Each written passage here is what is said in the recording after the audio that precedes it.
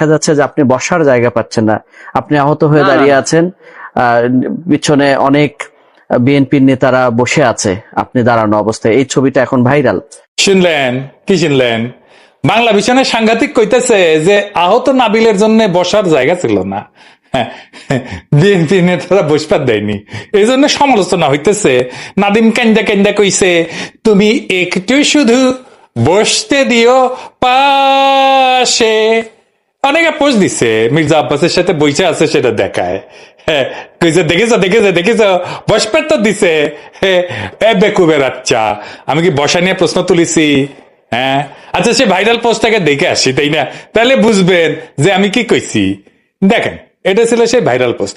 কয়েছে interesting photo, আহত তরুণ জুলাই যোদ্ধা ক্রেসে ভর দিয়ে হাইটে যাইতেছে সামনে দিয়া, আর বুড়া ভামগুলা ব্যস্ত নিজেদের নিয়া। এই তরুণটার দিকে কোনো ভ্রুক্ষেপ নাই। এই বুড়াগুলার হাতে রাষ্ট্র ক্ষমতা তুলে দেওয়া কি উচিত? হ্যাঁ, এই ছিল আমার মন্তব্য। আমি যখন রেকর্ড করেছি এপিসোডটা, তখন এই পোস্টে লাইক প্রায় 2 লক্ষ, শেয়ার প্রায় 16,000, কমেন্ট প্রায় 30,000। আর তার মানে পোস্ট ভাইরাল হয়েছে, তাই না? তো এই ছবিটা দেখে একটা প্রশ্ন করেছিলাম, এডিটর সাহেব পাশের ছবিটা দেখে দেন, বসতে দেওয়া নিয়ে কোনো প্রশ্ন আছে? আমার পোস্টে নাই।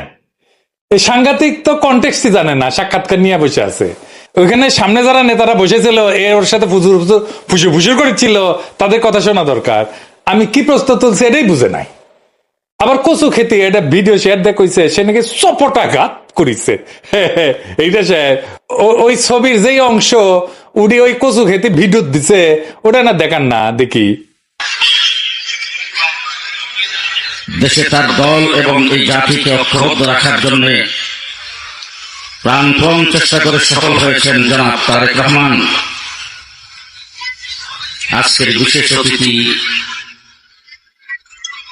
বিএনপির মহাসচিব জনাব ফখরুল ইসলাম আলমগীর সহ জাতীয় নেতৃবৃন্দ, সমবেত সাথী বন্ধুগণ, গত 17 বছরে আওয়ামী ফ্যাসিবাদের বিরোধী তাদের মতের বাহিরের এমন কোন ব্যক্তি, এমন কোন সেক্টর, এমন কোন সংগঠন নাই। ছবি আর ভিডিওত কোন তফাৎ আছে? নাই।